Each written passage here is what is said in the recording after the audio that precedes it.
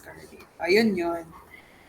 May ano nun, may time nun na talagang yun yung chinek ko kasi ngayon kung ano yung binigay sa amin, ascorbic acid pala with zinc. Kasi meron kaming na-receive from the school, yung lahat ng employees ng CSPC, we have the vitamin C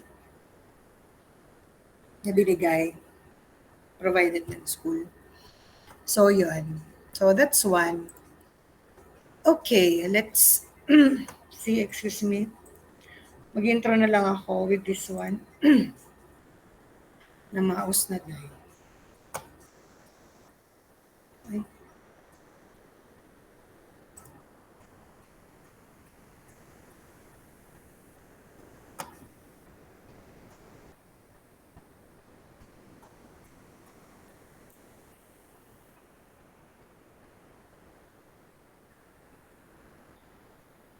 So I'll just have an introduction with this one so that next meeting, dire-diretso na lang tayo. By the way, I'll be sending nga, ulit-ulitin ko, the activity with the lecture in the lab, tapos mag-assignment na din ako. So, in preparation lang, para just in case lang, para tawag dyan, magkaroon na tayo ng pattern kung saan tayo papunta. Kasi ang hirap. Baka mamaya hindi na naman abutin. At least na-assignment ko na. Okay, we have the micronutrients. So that's correct. You have the fat-soluble vitamins and the water-soluble vitamins. Ano nga ba yung pagkakaiba ng dalawa? Tapos, bakit nga ba sinabing fat-soluble vitamin ang fat-soluble vitamin? At bakit nga ba sinabing water-soluble vitamin si water-soluble vitamin? So, any idea? Para wag na tayong mag-discuss word by word. Any idea? Kasi sabi daw, the fat-soluble vitamin is the vitamin A, D, E, and K. And with the water-soluble vitamins, you have the C and the B vitamins. So, any idea, anong pagkakaiba ng fat-soluble and water-soluble vitamins?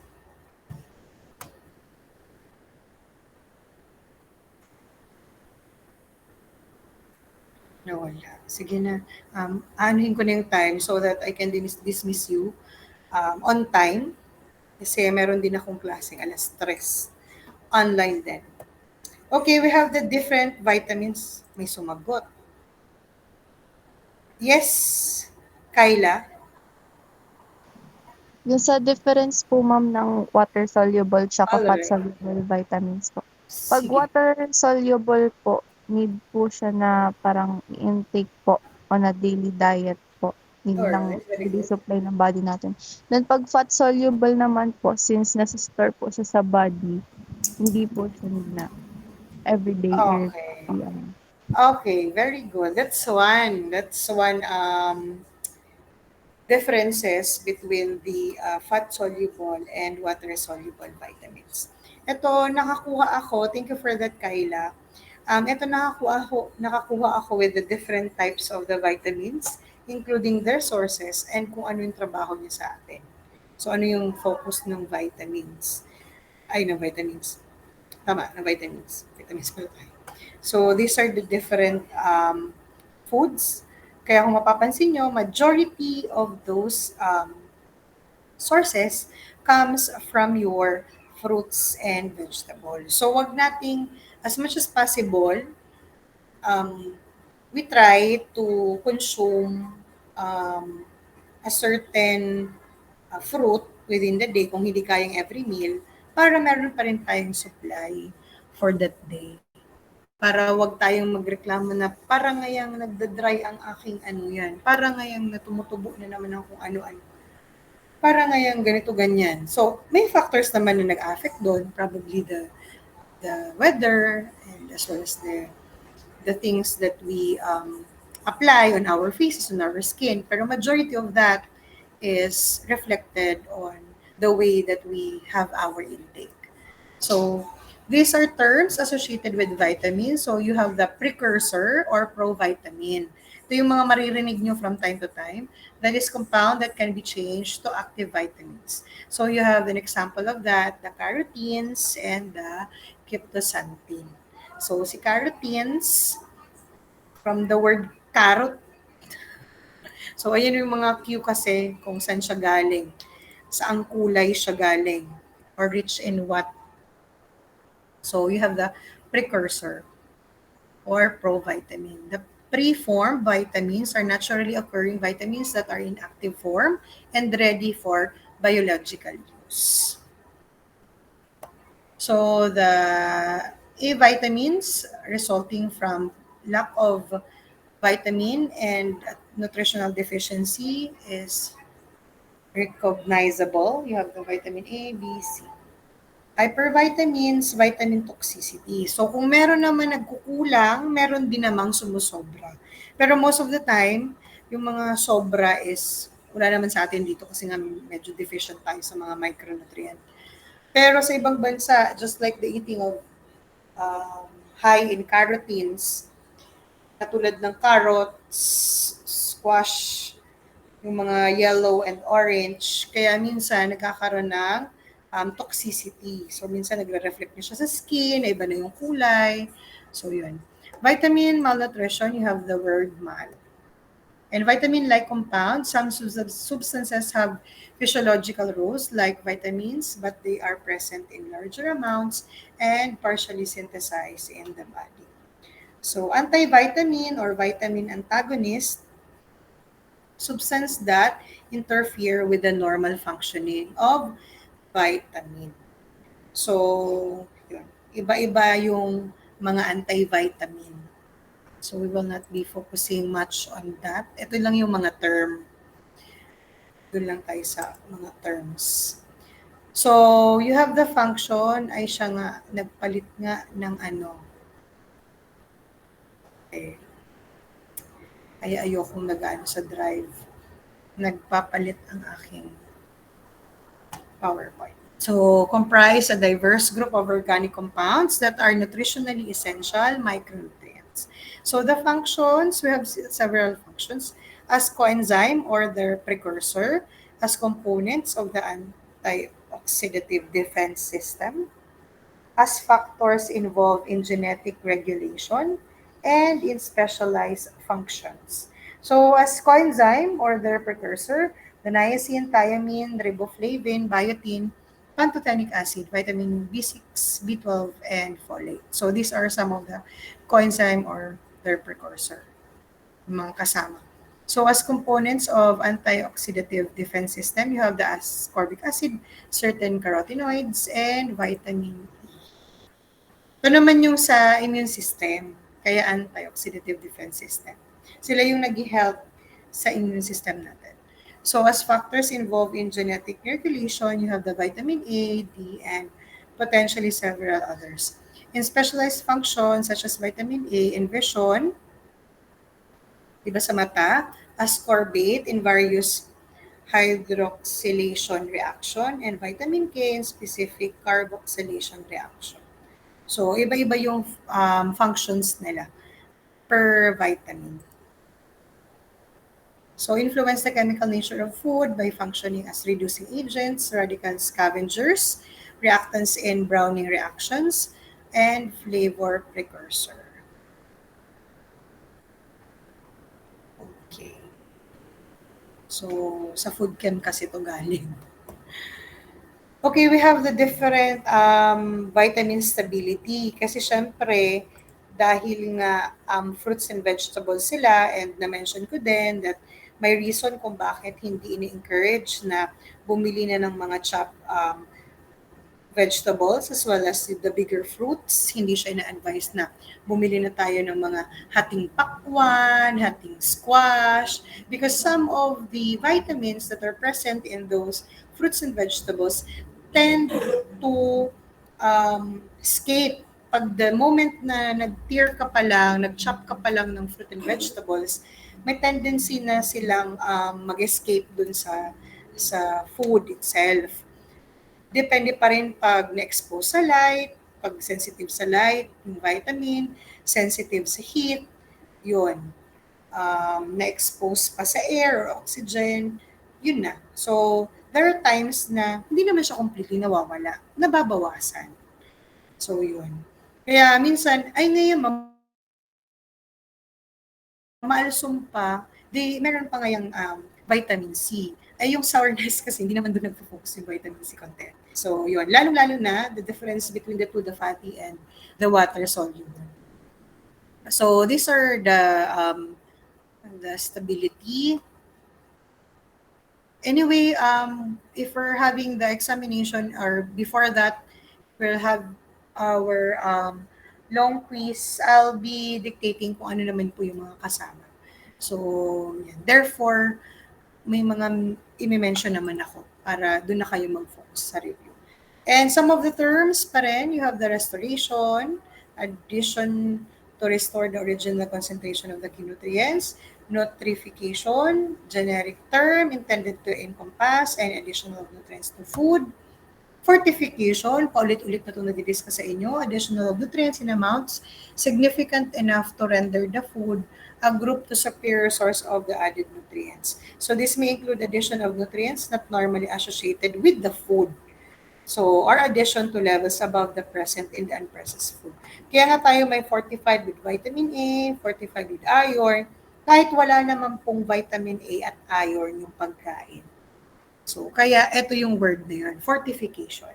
Enrichment, addition of specific amounts of selected nutrients in accordance with the standard of identity as defined by the U.S. Food Drug Administration, FDA. So, yon. So, you have the U.S. Food Drug Administration. So, the nutrients added to the food should be stable under customary condition of storage, distribution, and use, physiologically available from the food, then present at the level where there is assurance that there will not be excessive intake. So, suitable for its intended purpose and in compliance with provision. So, kailangan lahat na nakikita at gusto nating bilhin, dapat sigurado tayo na FDA approved para alam din natin na safe yun gamitin.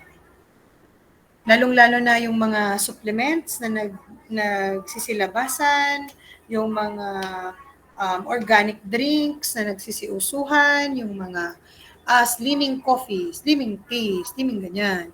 So, those are the things before we tend to have them, buy them, or consume them, dapat alam natin kung ano mismo yung content no?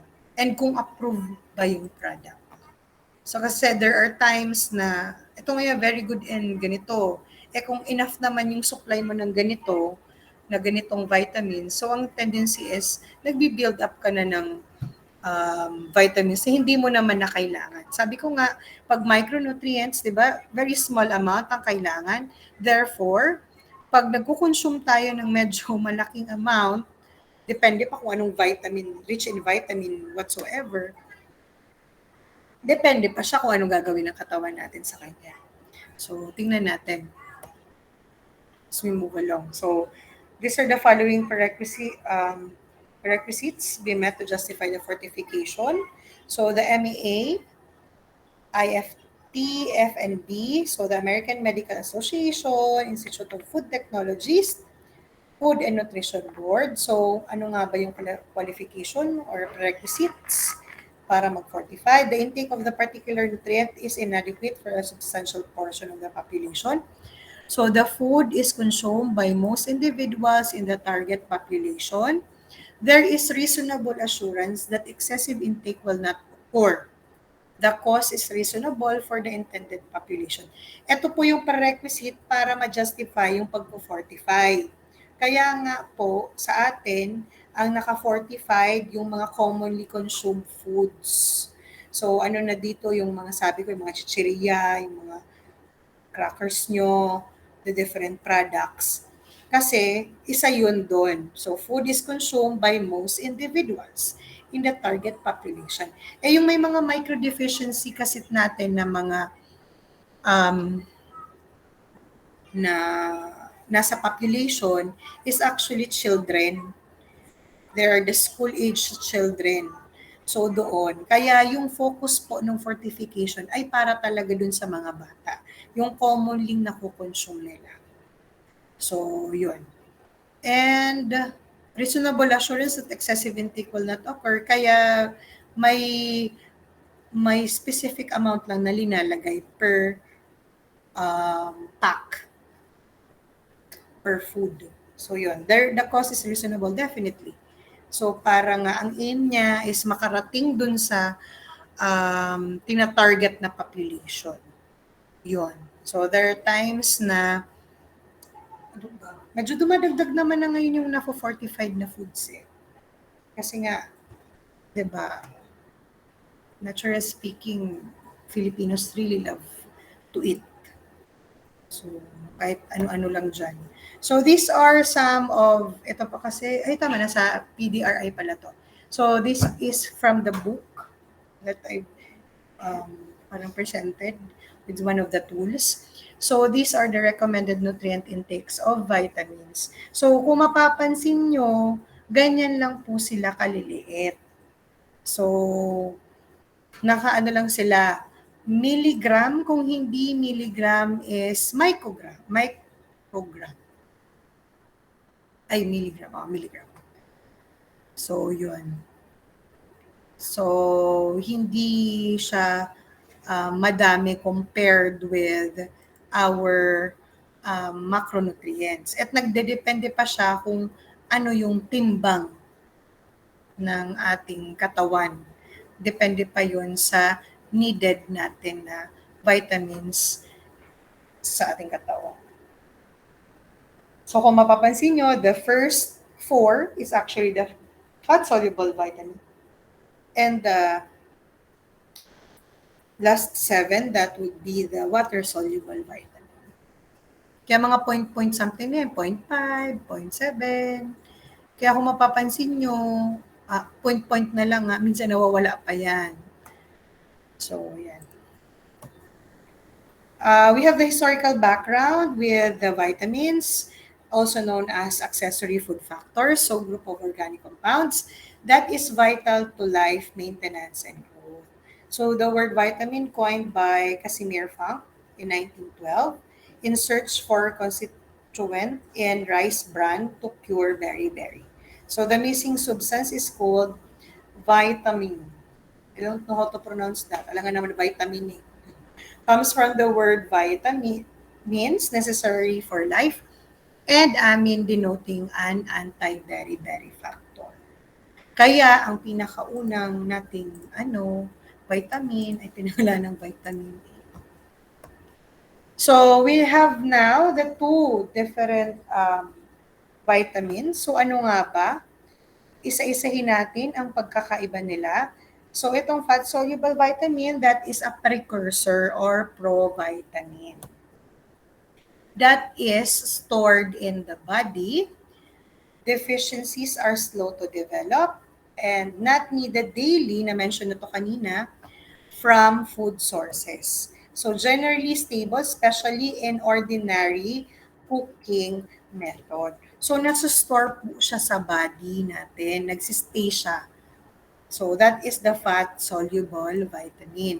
Yung water-soluble vitamin yun naman, that is supplied every day in the diet, do not have precursor, and not stored in the body, excreted in the urine. So deficiency symptoms develop fast, likely to be destroyed in ordinary cooking. Bakit sa tingin nyo yung deficiency niya is madali, yung deficiency symptoms is madaling mag-develop? Bakit? Based on this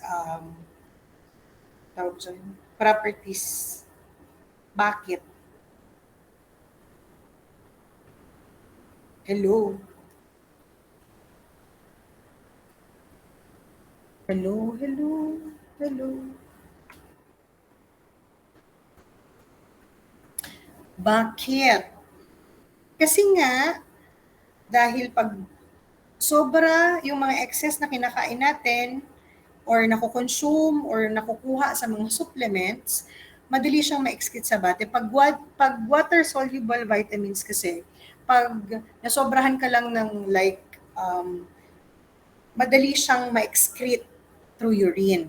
So, hindi din maganda na sumosobra yung intake natin ng water kasi minsan, pag sobra-sobra na with our requirement, ang tendency, pati yung mga water-soluble vitamins is na-out na natin sa ating katawan. So, hindi na rin siya na-absorb ng ating body. So, dahil nga madali siyang matanggal sa ating katawan through urine, syempre, madaling mag-develop yung symptoms of deficiency. So, likely to be destroyed in what? In ordinary cooking. So, yun, yung vitamin C nyo, madali lang yun matanggal sa konting exposure with the heat or sa cooking. So, we will end our discussion here. Can you open your cameras now so that I can take a picture? Do you have any question? At ako lang